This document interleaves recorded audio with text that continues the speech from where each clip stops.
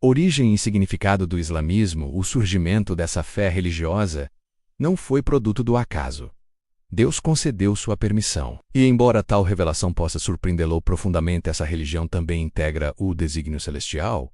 Mas qual seria a razão? Por que o Criador estabeleceria uma doutrina que rejeita o Messias e persegue seus escolhidos através dos séculos? A resposta repousa nas Sagradas Escrituras. Tudo está registrado desde tempos memoriais. No princípio, Deus fez uma aliança com Abraão: multiplicarei tua descendência como as partículas do solo terrestre. Porém, havia um obstáculo significativo. Sara, sua companheira, permanecia estéril e já alcançara a idade avançada. Os anos transcorreram e a promessa divina parecia evaporar-se sob o calor abrasador das areias desérticas. Como o propósito celestial poderia materializar-se diante do desespero? Sara tomou uma decisão que transformaria eternamente o curso da história humana. Instruiu Abraão a conceber uma criança com Agar, sua serva egípcia. Desta união extraordinária nasceu Ismael. O patriarca já contava 86 anos. Durante 13 longos anos, este permaneceu como seu único herdeiro masculino. Deus, entretanto, reservava outros desígnios para a linhagem principal de sua aliança, mas não abandonou Ismael ao esquecimento. Pelo contrário,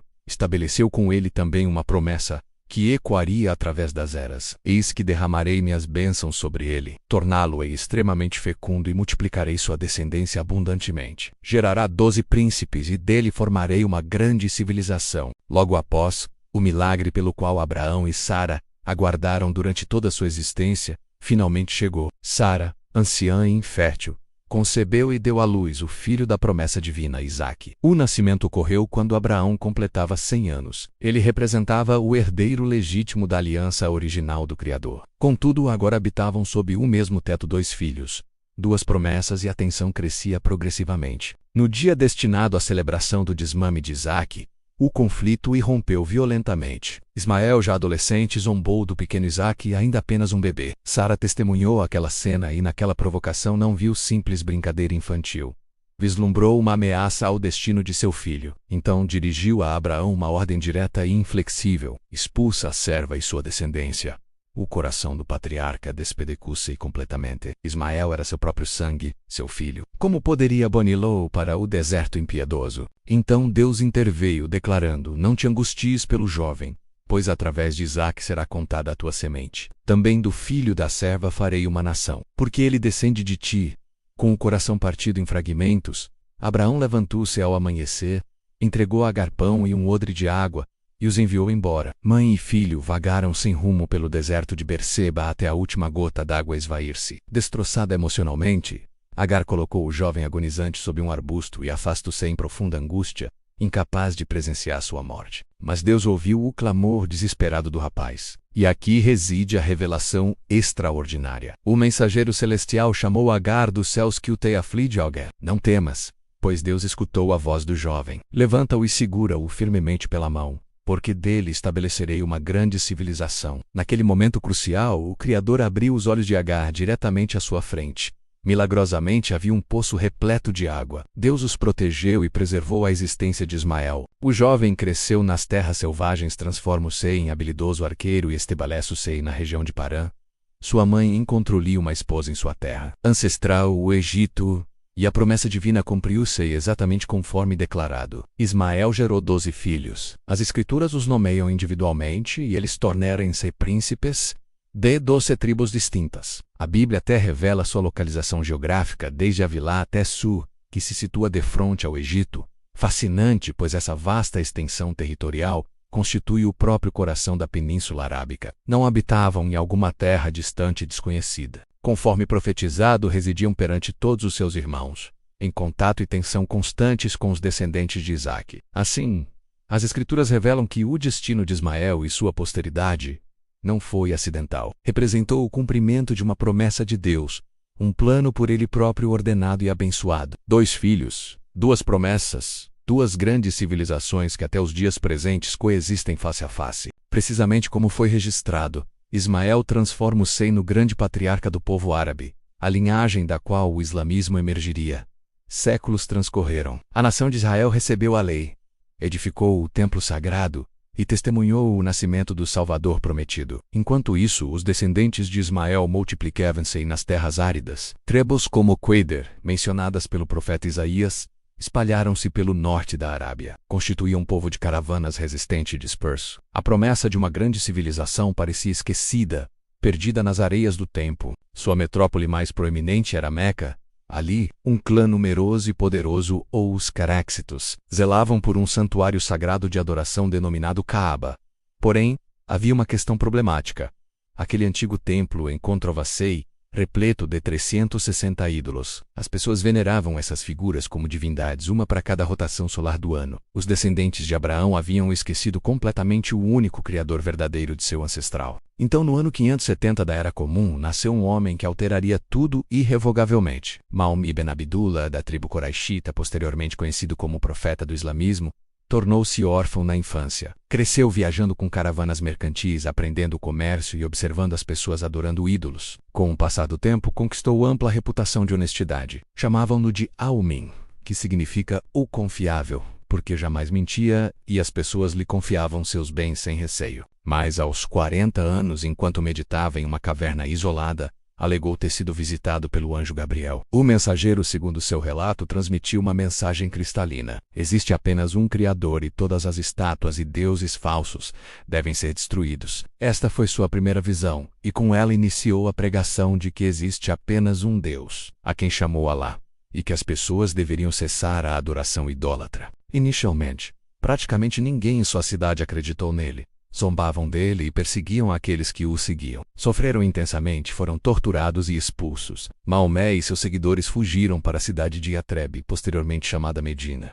Ali, algo extraordinário aconteceu. As tribos árabes que guerreavam entre si há tempos imemoriais começaram a unificar-se não por laços sanguíneos ou território, mas pela fé em um único Criador. Notavelmente, Maomé estabeleceu ali o que é considerado a primeira constituição escrita da história, garantindo direitos aos judeus e cristãos para que todos pudessem coexistir pacificamente. Denominaram-na Constituição de Medina. Mas o verdadeiro milagre ocorreu 8 anos depois. Maomé retornou a Meca, desta vez acompanhado por um exército de 10.000 homens. As mesmas pessoas que o expulsaram preparavam-se para um massacre, mas em vez disso, ele entrou na Kaaba e destruiu os 360 ídolos com suas próprias mãos. Maomé faleceu 2 anos depois, mas sua missão não pereceu com ele. Unificou os descendentes de Ismael e conferiu-lhes um Criador, um livro e uma razão para existir. Lembra-se da promessa que Deus fez a Ismael: também farei uma nação do filho da serva, pois ele é tua descendência.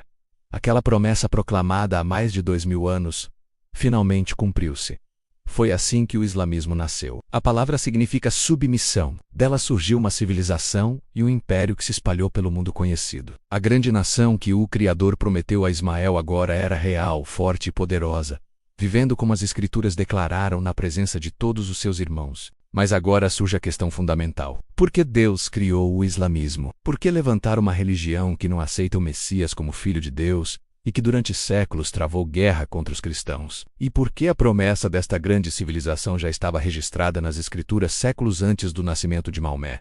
A resposta não é singular, mas tripla. Existem 3 razões pelas quais o Criador estabeleceu o islamismo. A primeira é testar nossa fé genuína. Desde o princípio, Deus advertiu que permitiria o surgimento de vozes que testariam a fé de seu povo. Moisés declarou claramente: porque o Senhor vosso Deus vos está provando para saber se o amais de todo o vosso coração e de toda a vossa alma. As Escrituras nos advertem que nem toda mensagem que menciona o Criador verdadeiramente provém dele. Deus permite caminhos alternativos, profetas rivais e religiões poderosas surgirem para separar aqueles que discernem a verdade daqueles que não a discernem. Deus não nos prometeu um caminho fácil, prometeu o verdadeiro e, para que o valorizemos adequadamente, permite que outros caminhos apareçam ao nosso lado. Assim como a nação de Israel foi tentada a adorar divindades falsas como Baal, a Igreja hoje é testada por religiões que parecem muito próximas da verdade. Falam de um único Criador, mas negam um aspecto mais importante, que o Messias é o Filho de Deus. O islamismo representa talvez o maior teste de todos. Afirma que há um Criador único, correto? Mas rejeita o Messias como nosso Salvador. Chama-o de profeta, mas remove seu lugar como Rei soberano. E aí reside o teste para nós.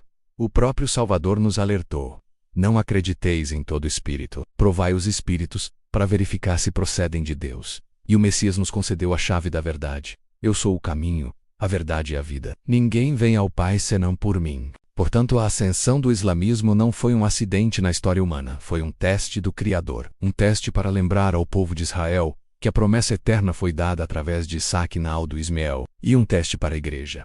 Apegar-se à verdade de que a salvação não vem pela observância de leis, ou pela prática de boas obras, mas somente através da fé no Messias que morreu na cruz e ressuscitou gloriosamente. Pondere isto por um momento. Deus permitiu que o islamismo existisse para revelar o que realmente habita no coração das pessoas, para nos compelir a escolher conscientemente, mas reconhecer que há um único Criador é apenas o primeiro passo. O apóstolo João deixou claro: quem quer que negue o Filho não possui o Pai. Isto nos força a responder uma pergunta crucial: que tipo de Criador você está buscando? Procura um Deus que seja um Rei poderoso, distante, temível, ou um Pai que tanto vos ama, que se aproximou, enviando seu Filho unigênito para nos salvar e nos conceder a vida eterna, para que nossa escolha seja genuína? Deus não só nos concedeu a liberdade de escolher, Ele também colocou outras religiões diante de nós para que verdadeiramente tivéssemos a capacidade de escolher. Mas existem mais duas razões pelas quais o Criador permitiu o surgimento do islamismo. A segunda é que Ele o utilizaria como ferramenta de disciplina e julgamento. O que isto significa precisamente? As Escrituras ensinam que Deus não apenas abençoa as nações, mas também as utiliza como instrumento quando o seu povo se desvia. Considere a Babilônia como exemplo. A nação de Israel afasta-se do Criador, curvando-se diante de ídolos e esquecendo sua promessa. O Senhor os advertiu repetidamente, mas eles recusaram-se a ouvir. Então Deus agiu decisivamente. Mas como? Enviaria fogo dos céus? Não fez algo ainda mais inesperado. Levantou um rei estrangeiro, um rei que não acreditava nele, um homem de guerra. Através do profeta Jeremias, o próprio Criador declarou: Eis que mando chamar Nabucodonosor, meu servo, e o farei vir contra vós. Trá-lo-ei contra esta terra. Nabucodonosor foi um instrumento de julgamento, um martelo na mão de Deus, para corrigir seu povo. Nenhum império surge por mero acaso. Está registrado no livro de Daniel. Ele muda os tempos e as estações, remove reis e estabelece reis. A lição é cristalina como água pura. Quando o povo do Criador esquece a verdade, ele pode utilizar outros reinos para trazer-los ao arrependimento e de volta para si. O islamismo não foi exceção. Espalhou-se com velocidade espantosa, como um incêndio que não podia ser contido. Em apenas algumas gerações, cidades que haviam sido o coração pulsante do cristianismo, Antioquia, Alexandria e Damasco, caíram sob domínio muçulmano, até Jerusalém. A cidade sagrada permaneceu sob controle islâmico por mais de 1000 anos. Então a pergunta: por que Deus permitiu isto? Exatamente como aconteceu com a Babilônia. O islamismo tornou-se um martelo nas mãos do Criador para disciplinar Israel e desafiar a igreja. Para o povo de Israel foi um lembrete doloroso e inescapável. Haviam rejeitado o seu próprio Messias, e agora sua terra estava nas mãos de um povo que não reconheceu o Filho de Deus. A antiga profecia de Moisés estava cumprindo-se, e o Senhor vos espalhará entre todos os povos, de uma a outra extremidade da terra. E para a igreja foi um brutal chamado de atenção. Muitos cristãos haviam se acomodado, divididos por lutas de poder e repletos de rituais vazios. Perderam o fogo e o poder do Evangelho. A ascensão do islamismo foi um julgamento sobre uma fé morna e um chamado urgente para retornar à verdade do Messias. Mas aqui está a chave final. O Império Babilônico caiu. A Babilônia foi destruída. A Pérsia foi aniquilada. Roma entrou em colapso e o islamismo, como todo reino moldado por mãos humanas, também faz parte do grande plano do Criador. Pois as Escrituras declaram: Deus levanta reis e remove reis. Mas há um reino que jamais terá fim, o reino de nosso Senhor, o Messias. E a terceira razão pela qual Deus permitiu o islamismo é a mais importante de todas, porque as Escrituras não contam apenas histórias do passado, são um mapa profético do futuro. E nesse mapa do futuro, o islamismo possui um lugar preciso. O Criador permitiu que fosse um sinal, nos advertindo que o fim dos tempos está se aproximando rapidamente. Esta é a terceira razão. Será um sinal profético do fim. As Escrituras revelam que as nações não são apenas atores na história, fazem parte do capítulo final da humanidade. Os profetas bíblicos nos alertaram há muito tempo. Ezequiel, Daniel e o livro do Apocalipse falaram de uma época em que grandes coalizões de nações se uniriam para atacar Israel e o Messias. O islamismo, que hoje abrange mais de 1 bilhão e 800 milhões de pessoas, não pode ficar de fora desse quadro profético. Desde o Gênesis foi predito: ele será um homem feroz, sua mão contra todos, e ele viverá diante de todos os seus irmãos. Esse versículo não estava descrevendo apenas Ismael. Era verdadeiramente o início de uma profecia muito maior a ser cumprida nos últimos dias. Uma profecia sobre o islamismo. Hoje esta profecia dificilmente precisa de interpretação. Basta observar um mapa geográfico. As nações islâmicas literalmente circundam Israel como um anel de ferro. cumprindo o que as Escrituras declararam diante de nossos olhos. O profeta Ezequiel foi ainda mais explícito nos capítulos 38 e 39 de seu livro. Ele nomeou os inimigos que atacariam Israel na batalha final: Pérsia, Cuxi, nomes antigos que soam distantes, na verdade, mas quem são eles hoje? É aqui que a profecia e a história se encontram magnificamente. A Pérsia é o que hoje conhecemos como Irã. Cuxi e Puti abrangem regiões agora cobertas por países como Sudão, Líbia e outros no norte da África. Togarma estava localizada onde hoje fica a Turquia. Todos esses povos, embora diferentes e dispersos geograficamente, hoje estão unidos por algo muito poderoso: a religião do islamismo. O islamismo não é apenas uma fé religiosa, é a força que une este conjunto de nações que surgirá no fim dos tempos. O crescimento notável do islamismo não foi acidente. Cumpriu outra promessa que o Criador fez a Abraão, que de seu filho Ismael, ele também faria uma grande nação. O que muitos veem como um mero movimento religioso que surgiu do deserto é para Deus tic-tac de um relógio profético em contagem regressiva para o fim. O próprio Salvador nos concedeu uma pista fundamental. Ele declarou que Jerusalém seria pisoteada pelos gentios, até que os tempos dos gentios se completassem. O que isto significa precisamente? Pisoteado significa dominado ou controlado. E gentios são todos os povos que não são judeus. Então o Messias estava dizendo que Jerusalém estaria sob controle não judeu por muito tempo. E quem governou Jerusalém por mais tempo na história? Por mais de 1.300 anos a cidade sagrada esteve sob domínio islâmico. E hoje vemos um lembrete visível disso. O lugar mais sagrado para os judeus, o Monte do Templo, ainda é ocupado por dois dos locais mais importantes do islamismo: a Cúpula da Rocha e a Mesquita de Al-Aqsa.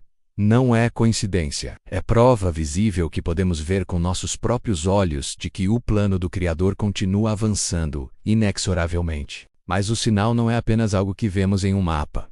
É também um sinal espiritual profundo. O islamismo nega a verdade mais importante do evangelho cristão: que o Messias é o Filho de Deus e que ele morreu na cruz para perdoar nossos pecados. O apóstolo João explicou isso de forma clara e séria. Quem é o mentiroso senão aquele que nega que Jesus é o Cristo? Este é o anticristo, aquele que nega o Pai e o Filho.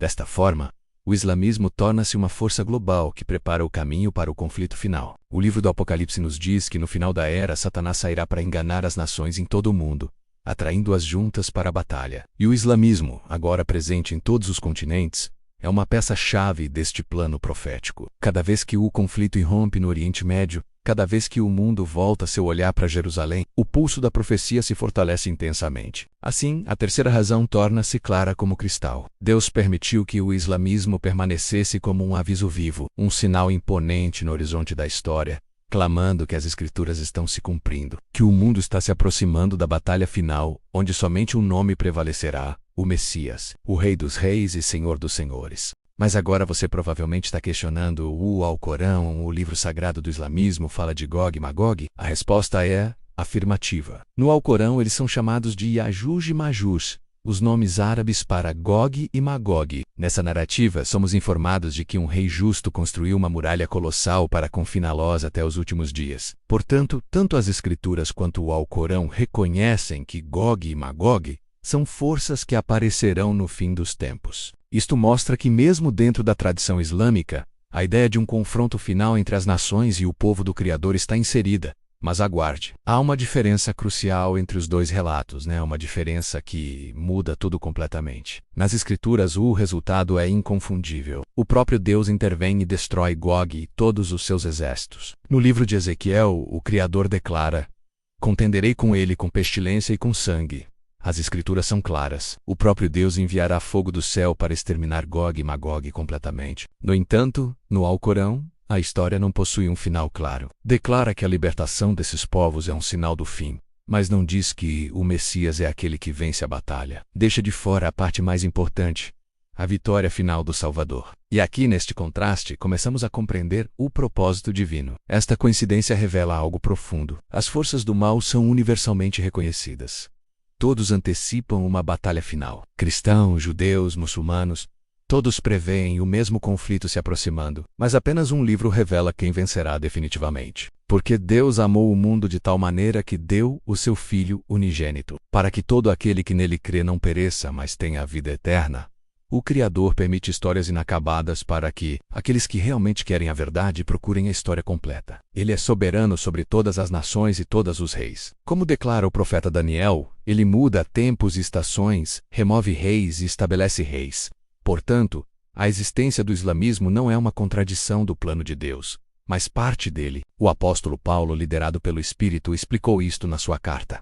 Pois está escrito que Abraão teve 2 filhos, um da serva e outro da livre, mas o filho da serva nasceu segundo a carne, enquanto o filho da mulher livre nasceu pela promessa. Paulo não está falando de 2 irmãos meramente, está falando de algo muito maior. 2 povos, 2 caminhos. 2 maneiras opostas de se relacionar com o Criador que moldaram a história humana. Mas como pode uma rivalidade familiar de há 4.000 anos explicar o destino de civilizações inteiras? Primeiro, observemos Agar, a serva egípcia. Ela representa a tentativa da humanidade de fazer as promessas do Criador se cumprirem através de nossas próprias forças.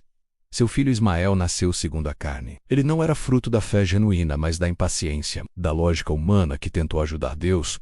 Paulo liga Agar ao Monte Sinai, a lei e a escravidão que vem de tentar obedecê-la sem graça divina. Ismael, então, é um sinal de todos os que tentam se aproximar do Criador através de suas obras, seus méritos e suas regras. Um caminho de esforço humano que nunca é suficiente. Agora observe Sara, a mulher livre. Ela representa a promessa impossível, a intervenção sobrenatural de Deus. Isaque nasceu quando Abraão e Sara não tinham mais esperança humana. Seu nascimento não foi resultado de esforço humano, mas do puro milagre. É por isso que Paulo relaciona Sara com a Jerusalém celestial, um lugar de liberdade e graça. Isaque é a imagem de todos os que são filhos da promessa, salvos não pelo que fazem, mas pela fé no que o Criador fez. Aqui está a chave para tudo. Ismael representa esforço humano.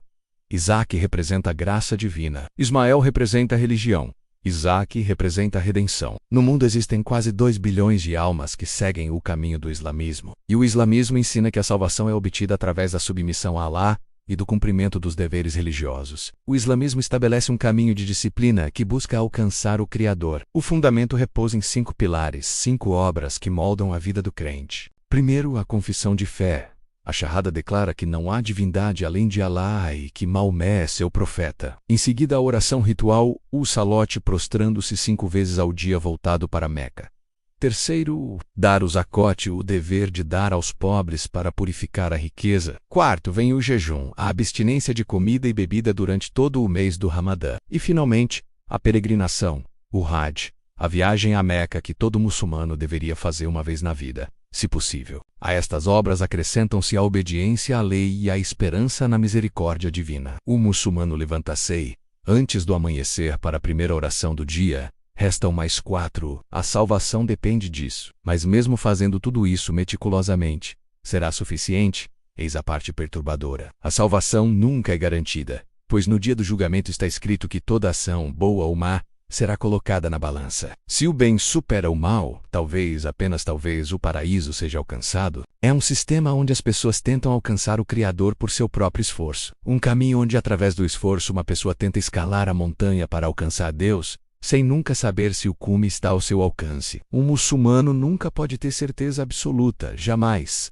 A salvação é uma questão em aberto até o dia do julgamento. Após anos de oração, jejum e esmolas, a salvação permanece incerta. Mas o cristianismo oferece algo radicalmente diferente. O cristianismo começa onde o islamismo não quer encarar a total incapacidade da humanidade de se salvar. Nenhuma quantidade de oração, jejum ou atos de caridade pode preencher o abismo que o pecado abriu entre a humanidade e seu Criador. Era uma dívida que nunca poderíamos pagar por nós mesmos. Eis a diferença impressionante. O islamismo retrata a humanidade tentando alcançar Deus. O cristianismo mostra o Criador estendendo a mão para nós. Deus não nos pediu para construir uma escada para alcançá-lo. Em vez disso, Ele próprio desceu do céu para nos resgatar. Lemos: e o Verbo se fez carne e habitou entre nós, cheio de graça e verdade. Não fazemos boas obras para sermos salvos. Fazemo-las porque já fomos salvos, graças ao sacrifício do Messias na cruz. Ele mesmo selou seu sacrifício com sua palavra final na cruz. Está consumado. A dívida está paga integralmente. A salvação está garantida. A salvação não é um prêmio que você ganha, é um presente que você recebe, não por obras, não por mérito, somente pela fé no Messias crucificado, como dizem as Escrituras.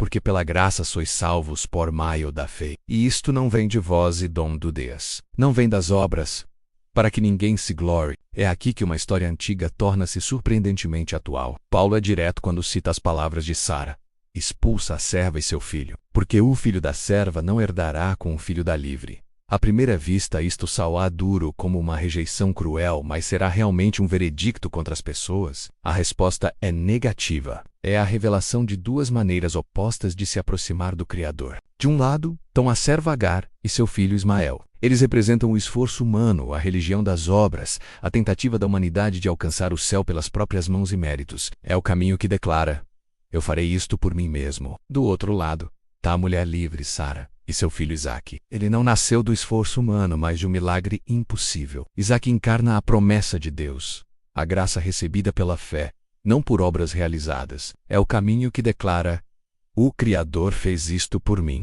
Paulo é inequívoco e direto. O caminho das obras, por mais sincero que seja, não pode herdar o reino celestial. A salvação não é conquistada, negociada ou merecida. Ela é recebida como um presente e merecido através do Messias. Mas a luta entre Ismael e Isaque não é apenas uma narrativa antiga, ela está se desenrolando mesmo agora diante de nossos olhos. A zombaria de Ismael com Isaque no deserto foi um prenúncio do futuro. Os filhos da carne, aqueles que confiam em seu próprio esforço, sempre perseguirão os filhos da promessa, aqueles que confiam somente na graça de Deus.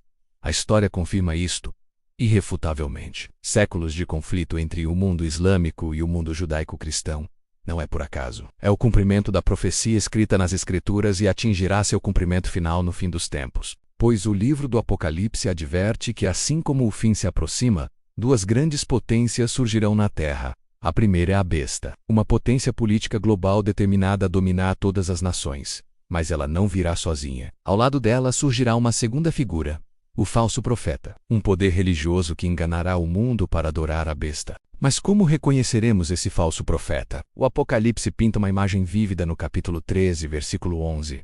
Vi outra besta subindo da terra. Ela tinha 2 chifres como os de um cordeiro, mas falava como um dragão. A imagem é clara como água pura. Parece um cordeiro, o símbolo do Messias. Mas sua voz é a de um dragão, símbolo do engano satânico. Ele realiza sinais sobrenaturais, influencia as massas e distorce a verdade para que as nações adorem a besta e virem as costas ao verdadeiro Salvador. Como está escrito, engana os habitantes da terra pelos sinais que lhes são permitidos realizar. E aqui surge a questão-chave: poderia o islamismo, com sua imensa influência global, ser o rosto deste falso profeta? Considere os fatos cuidadosamente. O islamismo é um sistema que governa todos os aspectos da vida. Controla a cultura, a política, as leis e a identidade de quase 2 bilhões de pessoas. Mas nos escritos islâmicos há também um livro sobre o fim dos tempos, e eles aguardam seu próprio Messias. Uma figura conhecida como Mahdi. O Mahdi é um líder destinado a unir o mundo muçulmano e estabelecer um califado global, um Messias político e religioso sob a lei islâmica. Não é esta a própria descrição da figura que as Escrituras chamam de Anticristo? Mas há algo ainda mais profundo e perturbador. O islamismo fala do Messias.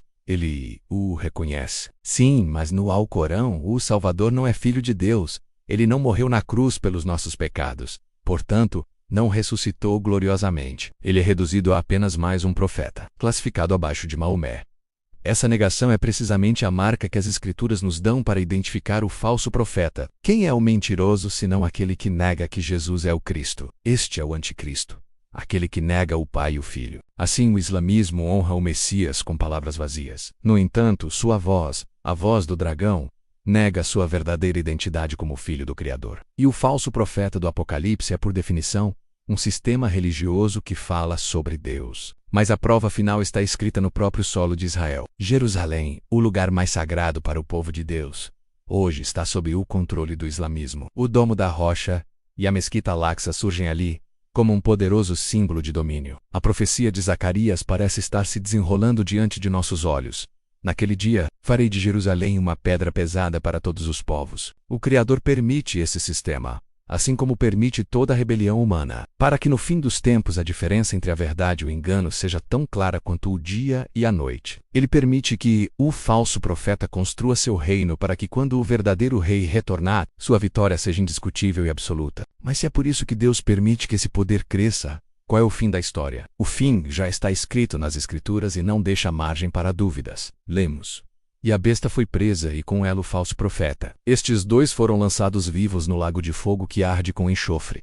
A mensagem é definitiva. Nenhum império, nenhuma religião e nenhum sistema que negue o Filho de Deus prevalecerá. E o islamismo, como um sistema construído sobre obras humanas e a negação do Salvador, pode ser uma das peças do último grande engano. É por isso que o Criador permite, não porque ele endossa sua mensagem, mas porque sua própria existência cumpre uma profecia. O islamismo pode ser uma das ferramentas mais poderosas nas mãos do falso profeta, mas seu destino está selado nas Escrituras. O engano será imenso, mas o final já foi escrito. A besta e o falso profeta serão lançados no lago de fogo. E naquele dia glorioso, como prometem as Escrituras, todo joelho se dobrará, e toda língua confessará que Jesus Cristo é o Senhor, pois no final nem o Mahdi, nem a besta, nem nenhum falso profeta reinará. O Salvador reinará, Rei dos reis e Senhor dos senhores. Por estas três razões fundamentais, o islamismo surgiu como parte do plano de Deus.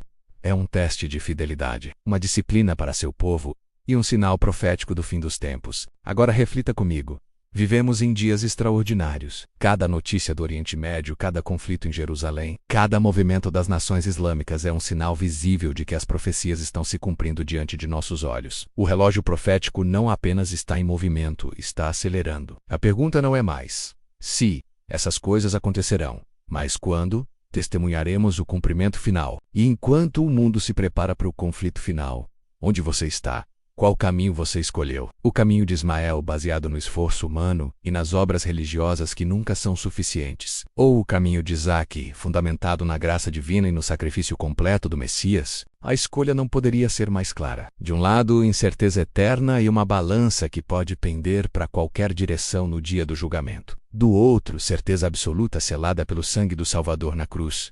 Está consumado, ele declarou. A dívida foi paga integralmente. A salvação está garantida não por quem você é ou pelo que você faz, mas por quem ele é e pelo que ele fez. Esta é a verdade que o islamismo testa. A verdade que a igreja deve proclamar com poder renovado. A verdade que permanecerá quando todos os reinos terrestres desmoronarem. Porque há um nome acima de todo nome.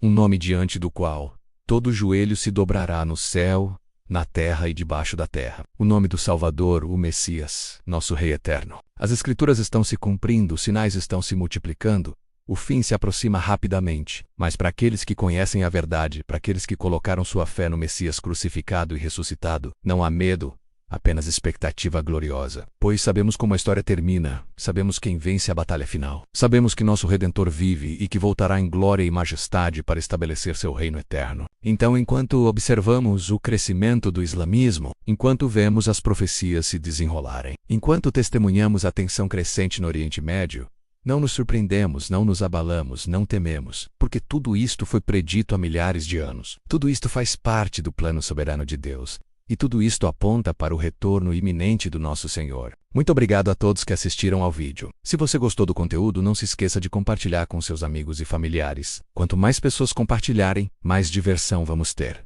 Obrigado pela audiência e pelo apoio.